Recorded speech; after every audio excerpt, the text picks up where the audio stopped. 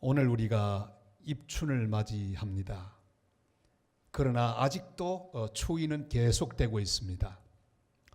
지난 겨울을 돌아보면 정말 우리 기억에 몇 번째로 꼽을 수 있는 아주 추운 겨울을 우리가 보냈습니다. 그렇지만 이제 이 추위는 곧 지나갈 것입니다. 이 추위가 그리워지는 그런 계절을 곧 맞이하게 될 것입니다. 날씨가 추우면 어르신들에게 문제가 많이 생깁니다. 특별히 길이 미끄러워서 미끄러지는 사고를 많이 당합니다. 지난 겨울 동안에 우리 성도들 가운데도 이 낙상 사고를 여러 명이 경험했던 이야기를 우리는 기억하고 있습니다. 65세 이상의 어르신들의 사망 사고 2위가 무엇입니까? 바로 낙상 사고가 그 원인이 되어서 생긴 병으로 그렇게 돌아가시는 경우가 많이 있습니다. 1년에 무려 83만 명의 어르신들이 낙상 사고를 당하고 그것이 원인이 되어서 앓다가 돌아가시는 경우가 많이 있습니다. 다른 어떤 것보다도 넘어지지 않기 위해 조심해야 합니다. 우리 신앙생활도 마찬가지입니다. 제일 조심해야 하는 일, 그것은 바로 우리가 넘어지지 않는 일입니다. 사도 바울도 그래서 고린도 교회 성도들에게 이렇게 부탁했습니다. 섰다고 생각하는 자는 넘어질까 조심하라. 신앙생활 오래 하고 은사도 많이 경험했는데 넘어지면 안 되죠. 그래서 넘어질까 조심하라 그렇게 부탁을 했습니다. 신앙생활은 실족하지 않는 걸음으로 주님을 향해 계속 나아가는 그런 삶이 바로 신앙생활입니다. 다윗은 일생 동안 여러 번 실족의 위기 앞에 섰습니다. 오늘 본문은 여러 사람들의 오해를 받아서 공격을 당하는 그런 상황에서 기록한 시편입니다. 여러 사람들의 비방을 당합니다. 공격을 받았습니다. 흔들었습니다. 자칫하면 넘어질 뻔했던 그런 경우. 그러다 그는 기도하면서 하나님을 바라보며 중심을 잡았습니다. 넘어지지 않았습니다. 그래서 어떤 신학자는 본문을 제목 붙여 이렇게 불렀습니다. 내 눈에 비친 주님 얼굴. 정말 멋진 제목이죠. 오늘 어떤 상황 가운데 우리가 있든지 이 말씀을 통해 위로의 주님, 은혜의 주님, 사랑의 주님, 그 주님의 얼굴이 내 속에, 내 마음 속에, 생각 속에 비치어오는 복된 시간이 되시기를 바랍니다. 실족치 않는 걸음은 주님의 길을 굳게 지키는 걸음을 의미합니다. 오늘 5절이 이렇게 말씀하죠. 다 같이 읽겠습니다. 나의 걸음이 주의 길을 굳게 지키고 실족하지 아니하였나이다. 아멘. 주의 길을 굳게 지킨다는 말씀의 의미가 무엇입니까? 그것은 바로 수레바퀴가 나 있는 그 길을 따라서 나도 따라간다. 그런 의미를 가지고 있습니다. 올 겨울에 저 윗지방에서 눈이 많이 왔습니다. 눈이 오게 되면 운전하기가 얼마나 어려운지 몰라요. 우리는 부산에 사는 것에 대한 감사를 해야 합니다. 지난 겨울도 추웠지만 그래도 눈이 없어 안전한 그런 운행을 할 수가 있었습니다. 그래도 눈 많이 온 길을 갈 때도 안전한 방법이 하나 있습니다. 먼저 나 있는 그 찻길을 따라서 쭉 따라가면 그래도 안전하게 운전할 수 있습니다. 오늘 본문 말씀이 그것입니다. 먼저 가신 우리 주님의 그 발자취를 따라서 발자국을 따라서 가면 가장 안전한 그런 실족하지 않는 길을 갈 수 있다는 의미입니다. 폼페이 유적지에 가면 많은 사람들이 지나다닌 마차 자국을 볼 수 있습니다. 다른 여러 유적들이 있는데 저는 그곳에 가서 이 마차 자국을 보며 직접 들어가서 거기 서서 마차 자국을 보았습니다. 얼마나 많은 마차들이 지나다녔으면 저렇게 홈이 파이고 자국이 났을까? 가만히 생각을 해보았습니다. 수많은 사람들이 앞서갔던 장사꾼, 여러 사람들, 권력을 가진 사람들, 또한 쾌락을 쫓아 사는 사람들, 그 사람들의 뒤를 따라 오고 갔던 그 마차 자국을 보면서 그들 다 어느 날 갑자기 폭발했던 베스피우스 화산, 그 화산재와 용암에 의하여 다 덮이고 말았구나 하는 생각을 했습니다. 여러분, 길이 나 있다고 함부로 따라가면 곤란합니다. 많은 사람이 간다고 거기는 안전한 길이 아닙니다. 수많은 사람이 밟고 지나갔다고 나도 갈 수 있다는 생각은 착각입니다. 우리 주님 이렇게 말씀하시죠. 마태복음 7장 13절로 14절 말씀 다 같이요.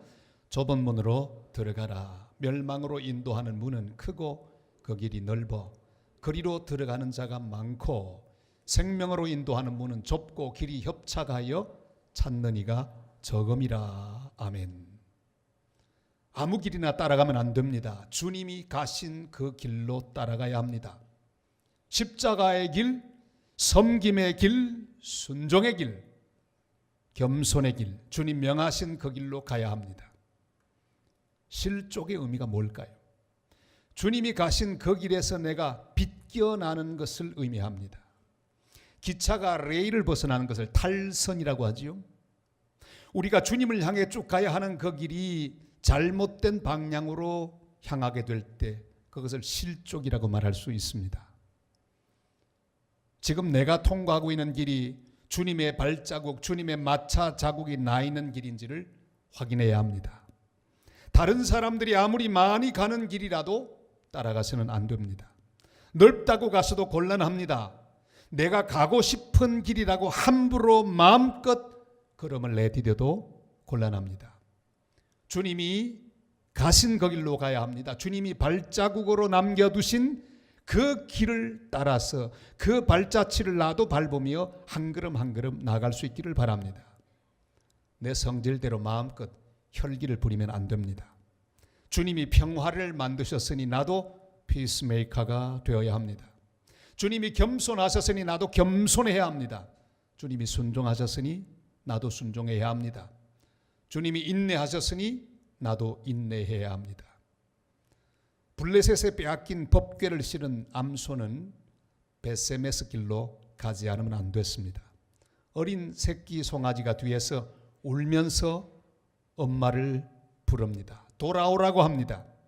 그리고 길 옆에는 많은 먹을 것이 있고 사람들이 있으며 볼 것이 많이 있었습니다. 그러나 주님이 명하셨기에 베세메스를 향해서 좌로나 우로나 치우치지 않고 앞으로 쭉 나아가는 모습, 그것은 바로 이 시대를 살아가는 모든 그리스도인의 표상입니다. 사무엘상 6장 12절이 이렇게 말씀하죠. 다 같이요. 암소가 베세메스 길로 바로 행하여 대로로 가며 갈 때 울고 좌우로 치우치지 아니하였고 블레셋 방백들은 베세메스 경계선까지 따라가니라. 아멘. 내가 원하는 길로 가는 것, 그것은 바로 실족의 길입니다. 내 정욕이 원하는 길로 가는 것이 실족입니다. 내 고집대로 가는 길, 그 길이 바로 실족하는 길입니다. 세상이 이끄는 길로 가면 그것이 바로 실족입니다. 주님이 앞서가신 골고다의 길, 십자가의 길, 예루살렘으로 가는 길, 바울이 갔던 로마로 가는 길, 도마가 갔던 인도로 가는 길, 베드로가 갔던 순교의 길을 우리도 잘 따라서 실족하지 않는 걸음으로 걸어가는 복된 성도들이 다 되시기를 주님의 이름으로 축원합니다. 주님이 명하신 그 길로 가던 다윗도 어려움을 당했습니다. 핍박을 당했습니다. 오해를 받았습니다. 억울한 일을 당했습니다. 그럼에도 불구하고 다윗은 묵묵히 주님의 길을 따라갔습니다. 주님이 명하신 그 길을 따라갔습니다. 그렇게 걸어갔을 뿐 아니라 원수들이 공격하고 있을 때 그 공격 앞에서 그는 다른 곳으로 피하지 않았습니다. 사람에게 피하지 않았습니다. 주께 피하여 주님께로 갔습니다. 실족하지 않는 걸음은 바로 주님께 피하는 걸음입니다. 7절이 이렇게 말씀하죠. 다 같이요. 주께 피하는 자들, 그 일어나 치는 자들에게서 오른손으로 구원하시는 주여 주의 기이한 사랑을 나타내소서. 아멘. 우리가 주님께 피하면 주께서 우리를 오른손으로 구원하셔서 그 놀라운 사랑을 우리에게 나타내실 것입니다. 이 말씀은 출애굽을 하고 홍해를 맞이하고 그 홍해를 가르신 하나님의 능력 가운데 홍해 건너편으로 가서 백성들과 함께 불렀던 모세의 노래, 출애굽기에 나오는 그 말씀과 일맥상통합니다. 그 말씀을 한번 같이 보겠습니다. 출애굽기 15장 11절로 13절 말씀 다 같이요. 여호와여 신중에 주와 같은 자가 누구니까? 주와 같이 거룩함으로 영광스러우며 찬송할 만한 위엄이 있으며 기이한 일을 행하는 자가 누구니까? 주께서 오른손을 드신즉 땅이 그들을 삼켰나이다. 주의 인자하심으로 주께서 구속하신 백성을 인도하시되 주의 힘으로 그들을 주의 거룩한 처소에 들어가게 하시나이다. 아멘. 모세와 이스라엘은 애굽을 떠나서 하나님의 은혜로 출애굽했습니다. 그리고 구름 기둥과 불 기둥이 인도하는 대로 그들은 광야길을 가고 있었습니다. 그러나 홍해 앞에 도달했을 때 그들은 위기를 경험합니다. 절벽에서 떨어지고 마치 깊은 물속으로 빠질 수밖에 없는 위기를 경험했습니다. 그때 모세는 다른 곳으로 피하지 않았습니다. 피할 곳은 오직 여호와 하나님께로 향하여 피해 들어가고 하나님께 부르짖어 간구했습니다. 하나님의 기이한 사랑이 나타났습니다. 하나님의 강한 오른손이 나타났고 그 손은 홍해를 갈랐습니다. 그리고 이스라엘 백성을 구원하여 주셨습니다. 여호와 하나님께로 피해 들어가야 합니다. 그의 날개 그늘 아래로 피해야 합니다. 그래야 실족하지 않습니다. 피하면 우리 하나님께서 그 모든 것들을 다 받아주시기 때문입니다. 잘못 피하면 안 됩니다. 사람에게 피하면 곤란합니다. 세상으로 피하면 안 됩니다. 오직 여호와 하나님께로 피할 때 우리 하나님은 기이한 사랑을 베푸시고 그 능력의 오른손으로 우리를 건져주실 것이기 때문입니다. 한 번은 맨손으로 고기를 잡는 어떤 사람의 프로그램을 보았습니다. 그는 낚시도 이용하지 않고 그물도 이용하지 않습니다. 오직 맨손으로 강 속에 들어가서 그냥 고기를 잡아내는데 한두 마리도 아니고 수십 마리를 순식간에 잡아냅니다. 기자가 묻습니다. 비결이 뭡니까? 그 물고기 도사가 이렇게 말합니다. 간단합니다. 물고기의 성질만 알면 다 잡을 수 있습니다. 물고기는 도망을 치는데 자기 머리만 숨기면 온몸 다 숨겼다고 생각하는 버릇이 있습니다. 그래서 물고기를 쉽게 잡는 방법은 그 물고기가 머리를 감추고 있을 때 그냥 한 마리씩 두 마리씩 잡아서 바깥으로 던지기만 하면 다 잡을 수 있습니다. 여러분, 우리가 이 세상에서 숨을 곳이 어디 있단 말입니까? 물고기가 어리석은 것처럼 보이지만 사람들도 역시 마찬가지입니다. 어디인가 숨으려고 머리를 숨깁니다. 사람에게 숨습니다. 혹은 자기의 재주에 숨습니다. 세상에 숨습니다. 그러나 우리가 숨을 곳은 이 땅에 없습니다. 잘못 숨으면 다 실족하여 넘어질 수밖에 없습니다. 요나도 숨으려고 했죠. 배 밑창에 숨었습니다. 그러나 숨을 곳이 아니었습니다. 하나님은 기어이 그 숨어있는 요나를 다 발견했습니다. 하나님의 눈을 피할 수가 없습니다. 아간은 훔친 전리품을 깊이 숨기고 시침을 땄지만 하나님 앞에서 숨을 수가 없었습니다. 우리는 오직 하나님 앞에 숨어야 합니다. 하나님께로 피해 들어가야 합니다. 시편 31편 1절로 2절이 이렇게 말씀합니다. 다 같이요. 여호와여, 내가 주께 피하오니 나를 영원히 부끄럽게 하지 마시고 주의 공의로 나를 건지소서. 내게 귀를 기울여 속히 건지시고 내게 견고한 바위와 구원하는 산성이 되소서. 아멘. 우리 하나님께 피하지 않고 내가 직접 적을 맞아서 싸우면 넘어질 수밖에 없습니다. 그러길래 우리 주님은 우리에게 말씀합니다. 너희는 가만히 있어 오늘 나 여호와가 구원하는 것을 보라 말씀하셨습니다. 다니엘도 간신들과 싸우지 않았습니다. 하나님께 그 모든 것을 기도로 맡겼습니다. 에스더도 하만과 싸우지 않았습니다. 그들이 한 일은 하나님께로 나아가는 일이었습니다. 주님께서 직접 그들과 싸우시도록 맡겼습니다. 오늘 우리의 문제로 우리의 걸음이 어떻게 흔들리고 있습니까? 어떤 문제가 나의 걸음을 실족하게 만드는 요인으로 다가오고 있습니까? 주님께로 피해야 합니다. 주님 예수 그리스도는 우리를 초대하고 있습니다. 마태복음 11장 28절로 30절 말씀 다 같이요. 수고하고 무거운 짐진 자들아 다 내게로 오라 내가 너희를 쉬게 하리라. 나는 마음이 온유하고 겸손하니 나의 멍에를 메고 내게 배우라. 그리하면 너희 마음이 쉼을 얻으리니 이는 내 멍에는 쉽고 내 짐은 가벼움이라 하시더라. 아멘. 원수는 우리가 믿음으로 걸어가는 걸음을 보고 어떤 수를 쓰든지 넘어지게 하려 합니다. 오늘도 우리는 주님의 길을 따라 주님의 뒤를 따라 여기까지 왔습니다. 예배하는 자리에 앉아 있습니다. 그러나 원수 마귀는 우리가 똑바로 주님을 바라보고 주님을 향하여 나가는 걸음에 발을 걸려고 합니다. 어떻게 하든지 실족하게 만드는 일을 원수 마귀는 계속하고 있습니다. 그래서 올무를 놓습니다. 발을 겁니다. 없는 말을 만들어냅니다. 온갖 방법으로 공격합니다. 그러나 하나님의 사람은 넘어지지 않는 걸음을 걸어야 합니다. 절대로 넘어지지 말아야 합니다. 11절 말씀 다 같이 읽겠습니다. 이제 우리가 걸어가는 것을 그들이 애워싸서 노려보고 땅에 넘어뜨리려 하나이다. 여러분 원수는 하나님의 사람이 가고 있는 모든 것을 보면서 어떻게 하면 넘어뜨릴까 연구하고 있습니다. 다윗이 직접 이런 일을 당했습니다. 그의 일생에 그를 넘어뜨리려 하는 자가 많았습니다. 그러나 다윗은 기어이 넘어지지 않았습니다. 사울이 그를 넘어뜨리려고 공격했습니다. 자기의 군사들을 동원하고 신하들을 동원해서 다윗을 넘어지게 하려고 노력했습니다. 그러나 넘어뜨릴 수 없었습니다. 다윗이 넘어지지 않았기 때문입니다. 시므이의 저주와 비방에도 넘어지지 않았습니다. 압살롬의 반역에도 넘어지지 않았습니다. 우리는 넘어지지 않아야 합니다.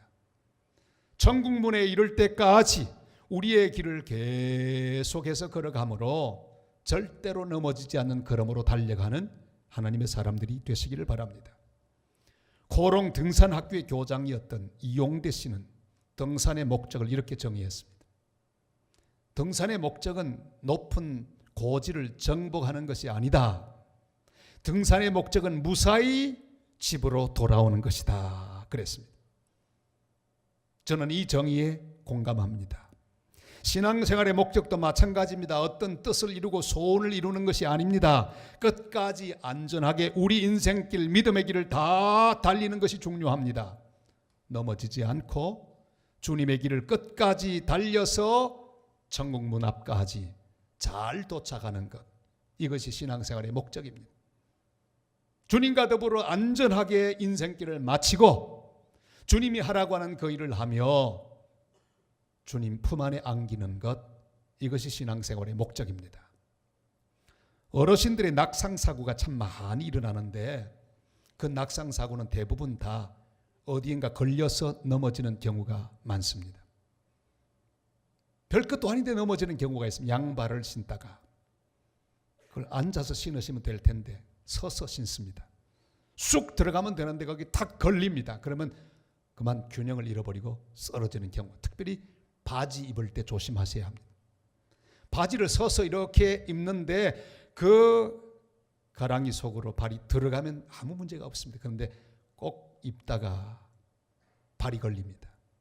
기우뚱하면 쓰러지는데 쓰러져서 많은 경우 다치는 경우가 많이 있다고 합니다. 여러분 좀 늦더라도 앉아서 입으시기를 바랍니다. 앉아서 양말도 잘 천천히 신으시기를 바랍니다. 돌아가신 우리 김현주 장로님 갑자기 나빠지셔서 돌아가셨는데 그 나빠지신 건강이 좋아지지 않은 이유가 있었어요. 부산역 선상주차장에 있는 그 복판에 있는 팔각정 돌출한 부분이 있었어요. 거기만 걸려서 넘어지고 말았습니다. 그날 이후로 건강이 좋지 않아서 결국은 주님 품에 안겼습니다. 여러분, 우리 영적 걸음도 마찬가지입니다. 걸리는 것을 조심하시기를 바랍니다. 어디 걸리는지를 잘 조심해 보아야 합니다. 원수가 발을 겁니다. 실망하게 합니다. 낙심하게 합니다. 분노하게 합니다. 미워하게 합니다. 분쟁하게 합니다. 의심하게 합니다. 그때마다 기도하며 감사하며 찬양하면서 점프하시기를 바랍니다. 균형을 잘 잡으시기를 바랍니다. 어릴 때 여러분 하던 놀이가 기억나시죠? 술래가 복판에 서서 이 줄넘기 줄을 들고는 막 돌립니다. 그러면 둥그렇게 서서 지나가는 그 줄에 걸리지 않으려고 펄쩍펄쩍 뛰던 놀이를 여러분 기억하실 거예요. 얼마나 그때 열심히 뛰었습니까? 걸리면 술래가 되니까 높이 높이 떴습니다. 여러분, 우리의 믿음 생활이 이와 비슷합니다. 우리가 걸어가고 있는 것을 원수가 보고 있습니다.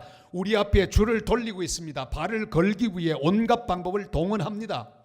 우리가 봉사하는 것 보고 있습니다. 전도하는 것 보고 있습니다. 선교하는 것을 보고 있습니다.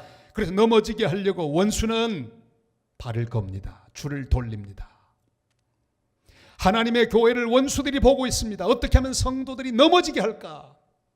사탄은 노심초사 우리 모두가 걸려서 넘어지도록 여러 가지 방법을 동원하고 있습니다. 여러분, 가만히 있으면 안 됩니다. 기도하고 찬양하면서 우리는 뛰어올라야 합니다. 점프해야 합니다. 절대로 낙심하지 말고 날마다 점프해야 합니다. 절대로 미워하지 말고 사랑으로 점프해야 합니다. 절대로 포기하지 말고 믿음으로 점프해야 합니다. 절대로 분쟁하지 말고 사랑으로 하나가 되어야 합니다. 러시아가 여러 예술가를 많이 배출했는데 그 가운데 세계적인 시인 한 명 배출했습니다. 러시아 백성들이 정말 사랑하고 존경하는 푸시킨이라고 하는 시인입니다. 이가 푸시킨인데요, 우리 다 그 시를 기억하고 있습니다. 한두 구절 정도 모르는 사람은 없습니다. 삶이 그대를 속일지라도 거기는 슬퍼하거나 노여워하지 말라, 이런 그 삶이라는 인생이라고 하는 시를 다 기억하시죠? 지금 저 사진은 그렇게 미남인 것처럼 보이지 않는데 진짜 푸시킨은 러시아 사람들이 좋아하는 그런 미남 중에 미남이었습니다. 존경받는 사람이었습니다. 그는 아주 미녀 중에 미녀와 결혼했습니다. 나탈리라고 하는 여자와 결혼하는데요, 온 나라가 시끌벅적했다고 합니다. 왜? 워낙 유명한 미남과 미녀의 결혼이었기 때문에. 시도 잘 쓰고 돈도 많고 인물도 출중한 그가 결혼할 때 많은 사람이 와서 축하를 했다고 합니다. 잘 살다가 아름답게 죽었으면 좋겠는데 그 마지막이 좋지를 않습니다. 행복하게 살던 어느 날 군인 한 명이 등장했습니다. 단테스라고 하는 군인이 등장했어요. 그리고 자기 사랑하는 아내에게 자꾸만 추파를 던지기 시작합니다. 이 위대한 시인 그만 중심을 잃어버리고 말았습니다. 화가 머리끝까지 났습니다. 잘 처리하면 될 일인데 그만 당장 그 단테라는 군인 앞에 가서 결투를 신청했습니다. 장갑을 탁 던진 거예요. 그 결투는 권총으로 쏘는 결투입니다. 누가 이겼을까요? 군인이 이기죠. 늘 총 쏘는 장교가 이기죠. 아니, 시인이 무슨 총을 쏘겠습니까? 그만 첫 발에 위대한 시인 푸시킨은 죽고 말았습니다. 시는 잘 썼습니다. 삶이 그대를 속일지라도, 그래 슬퍼하거나 노하지 말라, 잘 썼는데 진짜 자기 속에 있는 분노를 조절하지 못하고 결국은 그는 그 인생 안에 모든 걸 다 잃어버리고 허무하게 죽고 말았습니다. 사랑하는 여러분, 원수는 지금도 내가 넘어지기를 바라고 있습니다. 분노하고 혈기를 부리고 실망하고 포기하기를 바라고 있습니다. 절대로 원수의 계략에 넘어가지 말고 믿음으로 점프하여 실족하지 않는 걸음으로 승리하는 복된 성도들 다 되시기를 주님의 이름으로 축원합니다. 나를 넘어뜨리려 하는 원수를 내가 직접 대하려 하지 말고 하나님께 나아가서 주님께 맡기고 우리 하나님이 직접 원수를 넘어뜨리고 우리를 구원하시도록 우리를 맡기는 하나님의 사람들이 되시기를 바랍니다. 13절이 이렇게 말씀하죠. 다 같이요.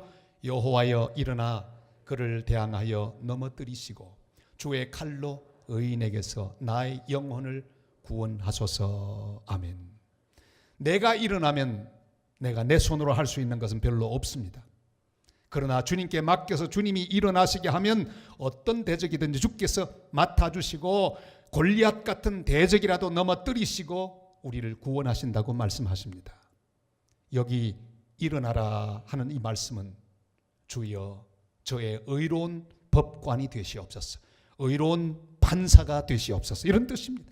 하나님 내 인생의 법관으로 개입하여 주시옵소서 하는 뜻입니다. 주님이 우리를 판단하실 것입니다. 주께서 우리 인생의 원수를 넘어뜨릴 것입니다. 주께서 주의 칼로 불의를 자르시고 악을 자르시고 원수를 제거하여 주실 것입니다. 주님께서 우리를 구원하시고 우리 민족을 구원하여 주실 것입니다. 이런 확신을 가지고 실족치 않는 걸음으로 주님께 나아가 주님께 간구하고 주께 힘을 얻어 넘어지지 않고 끝까지 믿음으로 잘 달려가는 복된 성도들 다 되시기를 주님의 이름으로 축원합니다.